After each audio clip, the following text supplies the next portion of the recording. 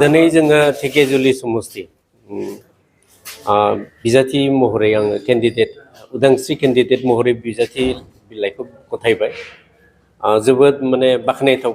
बाथ्रा जों धेकियाजुलि समस्तिनि रायजो राजाफ्रा बर' रायजो राजाफ्रा आइ आफा बिदा फंबायमोनहा मदद आरो हेफाजाब होदों आरो बोर सारसिगोन बिसास दं दिनै हार्डलि 200निफ्राय लानानै 300नि गेजेराव जोङो सोद्रोमा रायजो राजा सापर्टारखौ लानानै नमिनेसनखौ होनो हादों आं फोरमायगोन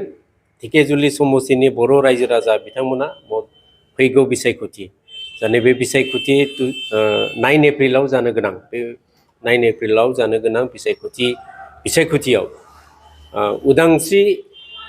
महरै आङो केन्डिडेट हिसाबै जा गसंदों मदद आरो हेफाजाब आरो बोर सारसिगोन बेखौ आसा खालामदों जितु नोंथाङा सासे एफपिपि पार्टिनिबो सासे आफादगिरि दा बे हिसाबै नोंथाङा धेकियाजुलि समस्तियाव मा थांखिखौ लानानै नोंथाङा उदां बिजाथि हिसाबै बेवहाय गेलेनो सानदों जोंनि आङो बड' पिपल्स पार्टिनि आफादगिरि जोंनि पार्टिनि रेजिस्ट्रेसना दासिम जाथ'वाखै आन्डार प्रसेस दा जोङो सानदोंमोन पार्टिनि होगोन होननानै खिन्थु हास्लाबाखै बेनिखायनो जोङो उदांस्रि महरै इन्डिपेन्डेन्ट केन्डिडेट महरै जोङो गसंदों आरो उदांस्रि महरै बा इन्डिपेन्डेन्ट केन्डिडेट महरै बड' पिपल्स पार्टिया सापर्ट खालामदों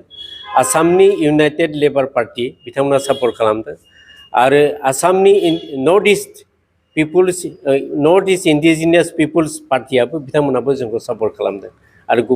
गोबां पार्टिया जोंखौ सापर्ट खालामगोन गोबां बाथ्रा होदों बे दा बेवहाय नुनो मोननाय जादों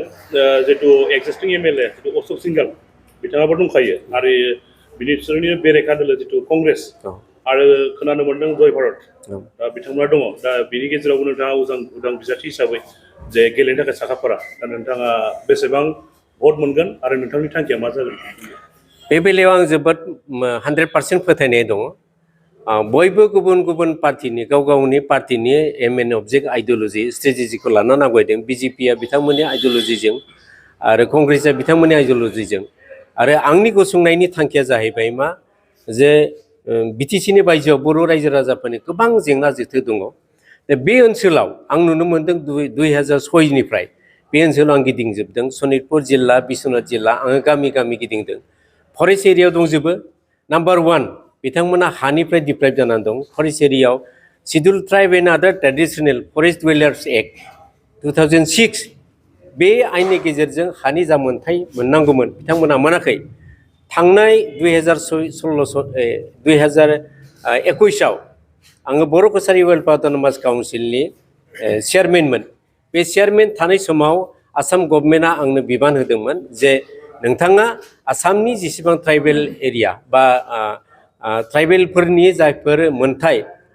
बे एक्टनि आन्दारजों फरेस्ट डुवेलार्स एक्टनि आन्दारजों जाखिनि मोनथाय बेखौ रिभिउ खालामनानै एवारनेस खालामनानै हा मोननायनि खायदाखौ खालाम राहाखौ खालाम बे रोखोमै आं खालामदोंमोन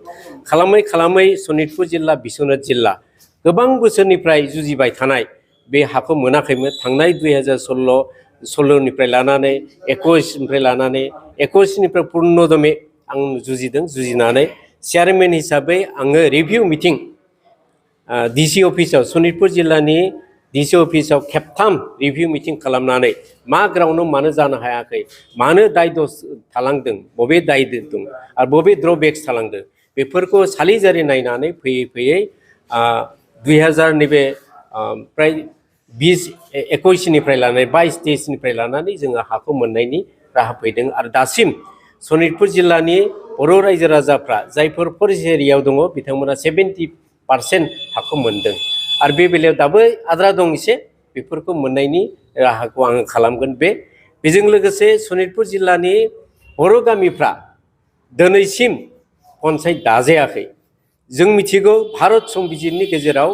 जेरावखि थाया मानो बे पन्सायत दाजादों पन्सायतनि गेजेरजों जाखिनि जोंनि मौलिक अधिकार बे मौलिक अधिकारखौ बर' रायजो राजा आरो बै ओनसोलाव थानाय बा फरेस्ट एरियायाव थानाय बे ओनसोलाव थानाय रायजो राजाफ्रा जोङो मौलिक अधिकार मोननायनिफ्राय जोङो डिप्राइभ जादों मोनफुंनो हायाखै दा पन्सायत दानो हायोबा बेखौ जों मोनफुंगौमोन बेखौबो आं नाजागोन बेजों लोगोसे दङ जोङो बिटिसिनि बायजो बर' रायजो राजा बिटिसियाव हाबनायनि पार्ट आरो माखासे हाबै पार्ट बेखौबो थि खालामनांगौ जोंहा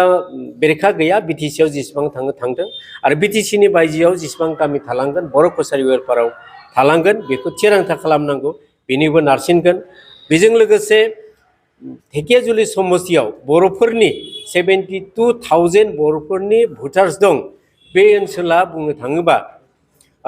धेकियाजुलि कनस्टिटुएन्सिया 45% बर'फोर आरो ट्राइबेलफोरनि रिजार्भ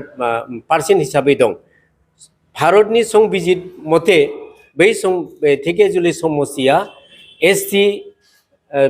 एसटि हिसाबै मोनसे डिक्लेयार जानांगौमोन रिजार्भेसन थानांगौमोन बेखौ थायाखै बिनि थाखायबो नांगोन आरो लोगोसे जौगाथाय गोबां जौगाथाय सोलोंथाइनि बिथिङाव दं लामानि बिथिङाव दं गोबां जेंना जेथो दं बेखौ सुनायनि थाखाय आं नोजोर होदों आरो नुबोदों बेखौ सुस्रांनो थाखाय आं दिनै ओंखारबोदों आसाम बिधान सभायाव जुदि आं सोद्रोमा महरै गायसनजायो बेफोर जेंनाखौ सुस्रांनो थाखाय आं गोख्रोङै आं जुजिगोन नारथालांबाय थागोन बे बिषयाव जों नुबोगासिनो दं खोनाबोगासिनो खौरां बिजोंफ्राव बुंदों बिजेपिनि माखासे दैदेनगिरिफ्रा जे अरुनदय होदों हानि पाट्टा होदों बेफोरबायदि होननानै माने भट बिनायखौ जोङो थारैनो बेखिनि खामानिखौ मावना होमारदों अरुनदयखौ होदों बिथांमोना बेयाव जोङो जेसेबां मोननो मोनजोबाखै मोनदों मोनाखै होनाखै बुङाखै जों मोननायाबो रेकर्ड दङ अब्लाबो जों जेसेबां मोननांगौ प्राय 30% मोनदों 70% मोनाखै दासिमबो आइवाइनो मोनाखै आरो माखासे अरुनदय मोनाखै गोबां बिथिङाव डिप्राइभ जानानै दं बिथांमोना दा बेफोरनि बेलायाव बयबो साग्रिद आं फोथायो रायजो राजाफ्रा फुल मदद होगोन बेसेबां मार्जिन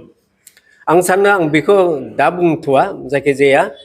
बर'नि बे कनस्टिटुएन्सियाव आं हाइएस्ट भट मोननानै देरहागोन बेखौ आं फोथायो आरो मोनसे बिथिङाव जितु उदां बिजाथि हिसाबै दा थांनाय सान सिगाङाव बिपिएफनि जानानै गोबां फोसावदिं हाबाफारि लाबोगासिनो दंमोन सानसुमा बसुमतारिनाय सासे लाइमोना बिथाङा दिगाजुलिनो अनसुमा दा बिथाङाबो उदां बिजाथि हिसाबै गेलेनो थाखाय दिनै नमिनेसन गथायदों होननानै मोनथिबोनाय जादों दा नोंथाङा आंबो खोनादों बिथाङा नमिनेसन होदों बिथाङाबो उदांस्रि महरै बिपिएफनि केन्डिडेटमोन बिथाङा बिपिएफनिफ्राय माखासे ग्राउन्डआव बिथांमोना केन्डिडेट होनो हायाखै आरो बिथाङा बे डिप्राइभ जानायखाय इन्डिपेन्डेन्ट हिसाबै स्टेन्ड जादों बाहाय आं बुंनांगौ गैया बिथांनि मावनायनि आरो बिथांनि एम एन अबजेक्ट आइडियलजिया मा बे आरो बिनि एफिसियेन्सिनि सायाव सोनारगोन आरो रायजो राजाफोरनो बेसेबां माने फोथायजाथाव खामानि मावगोन बिथांनि सायाव सोनारगोन बे रोखोमै बे थांबाय थागोन आरो अब्ला नोंथाङा उदां बिजाथि हिसाबै जुदि दिगाजुलि समस्तियाव देरहायोब्ला दिगाजुलि समस्तिनि रायजो राजाफोरनि थाखाय नोंथाङा मोजां खामानि मावनानै जथेस्थ' 100% आङो मावगोन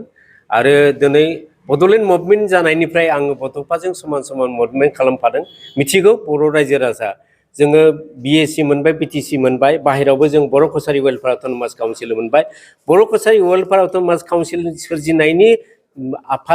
बे आफाद दाजेननायानो बिजेनगिरियानो आं डक्टर गाम्बारु मुसाहारि बेनिखायनो आंहा सेन्टिमेन्ट दं जाथिनि सेन्टिमेन्ट दं आरो जौगाथायनि आरो माखासे मोनथायनि थाखाय सेन्टिमेन्ट आं बिनि थाखाय बाय दिनै उदांस्रि महरैब्लाबो बिजाथि महरै जों नुजाफैदों गसंफैदों